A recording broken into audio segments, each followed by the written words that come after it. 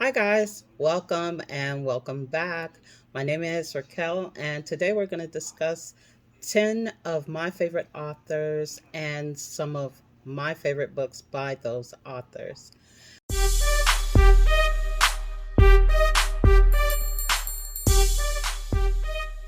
So, we're going to go ahead and get started. First, we're going to start with Miss Natisha Rayner. And one of my favorites by her is Finally Famous. I did do a video a couple weeks back. So if you want to check that video out, it's there. And then there is another one called Athlete Status. So Athlete Status is really good. It's about four people who went to college together. Three of the guys become athletes in the NBA, and their lives are intertwined based on going to college together, being in the NBA, and also being neighbors. So it's a really good book. You want to check it out again. That's Natisha Rayner.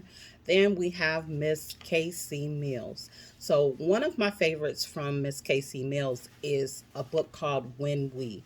This book was so good. I mean, like, it's really, really good.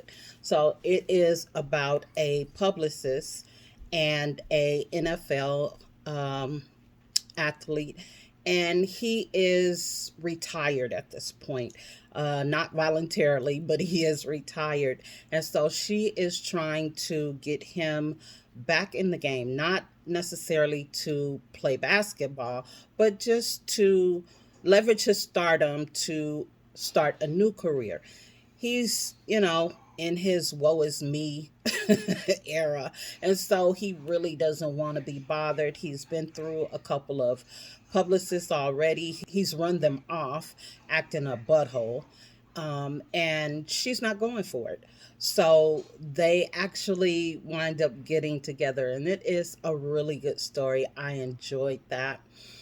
Um, the next author is Nicole. I also did a video on one of her books. Can't remember which one at this moment, but she has a series called the Love Drought series. I'm telling you, this is another really, really good series. It's Mahogany, Juice, and Carmen. So, Mahogany is about a young girl who wants to be a star, and she is a young rapper, and she is taking care of her kids. We'll leave it at that. If you read the book, you'll understand. But she's taking care of her kids. She's young, she's struggling, and she meets this guy who is really intrigued by her. I mean, there's something about her that really draws him to her.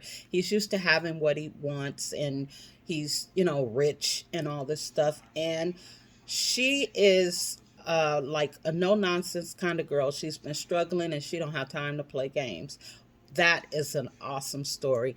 In that book, you also have Juice and Carmen, which Juice is book number two. It's about a young guy who is just getting into the industry. He has a girlfriend, and the girlfriend, they've been together for a long time, and he is not really there, and he pacifies her with money and different things like that. He really loves her, but he does not know how to love her in the way that she needs to be loved. So that one is a really good book. I love the way they went into how his career came about, how smart he is. And for all of that, he does not know how to love his longtime girlfriend. And that one is, I mean, like, this whole series is awesome. Then you've got Carmen, who is, what does Carmen do?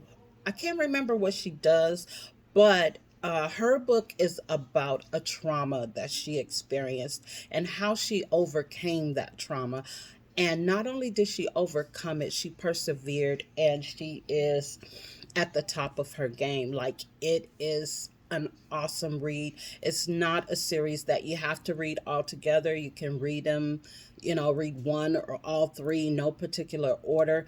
However, if you read them in order, it makes the series better. But I've read Juice by itself. Like after reading the series, I've gone back and read Mahogany, Juice, and Carmen all separately at different times. To me, that's how good the series was. I was able to go back and read it and still understand, not just because I had read it before, but because it can be read as a standalone. So then we have Nina. And I don't know if you guys are aware, probably a lot of you are, because this was a super hot book. It's called On Us. It's a series of, I want to say 5 books. I know the On Us part, there's 3 of those. Then there's another one, um, I believe, with the sister, and they tell her story. And then there is the Porter, so they tell the story of them growing up. I've also heard that there is a book about the father. I've never read that book. It was like maybe a limited edition or something like that, but I heard it was really good. I can totally believe it because these books, like, they took over. I have heard so many, I've been in so many chat rooms where they are talking about On Us. So this was a really popular series. If you have not read it, like, you really should. If you want to be entertained, if you want to laugh, and I think I almost cried a couple times. So it is a really good story. So it is a story about Kai and Avery. And so Kai and Avery is having a relationship. And Luke is one of, I believe, 4 or 5 brothers who kind of the whole series is about. And they are a total trip. Each one of these people have their own personalities, their own stories. And it is amazing to me how she took all these different characters. Like, I mean, there are so many characters in the book. Normally, I would get confused. When there's so many characters in the book, sometimes you're like, they could have left that out. That, was kind of unnecessary. There's nothing in this book that is unnecessary, okay? This book is good. And not only that, I just looked on Kindle Unlimited. She has a new book, Wrecked. And I am so ready to read it. Unfortunately, I have a list of books that I'm already working on, and the list is kind of long. So, right now I can't get into it, but I've already downloaded and saved it. It might be one of those books I have to sneak in there somewhere because On Us is really an awesome series. So I can't wait to see what Wrecked is about. Then we have Miss Nia Forrester. I love her books. They are, they're so, this to me is romance like. So it's called the Afterward series. If I'm not mistaken, there is 8 books, but the first 2 books are just amazing. So it is about a record company basically, and all these different people work in the record companies and they are intertwined. It is like so many people, because when I say there are 8 books, there are 8 full-fledged books. These are not shorts, these are full novels, and they're all awesome. So it starts off where the main character, can't remember her name. I did read this series a while ago, but I can remember the series very well. I don't remember the names of the people. So in the first series, it's about a girl and a guy who's having a relationship. She meets this guy who is a up and coming star, and she's kind of back and forth between the 2 guys. And so that one is the takeover. And then the second one is called The Takedown. The Takedown is also very good. And it seems like each book brings in new characters, and then those new characters wind up having books. And so it just goes on and on. And I really hope that it isn't over. Normally, at about book number 3, I'm done, like, depending on the story. But most stories, I'm not able to go past 3, maybe 4. This series has 8 books, and I hope she's not done. So Next, we're going to go to Love Belvin. So, if you're familiar with Christina C. Jones and Love Belvin, they've done this series, the Cyclone series. It's a series about football. And right now, there are 10 books. And I love, love, love that series. I guess you guys say I love, love, love all the series, but that's just it. I love that series. But my favorite book on this one is called, it's a series called Muted Muted Hopelessness.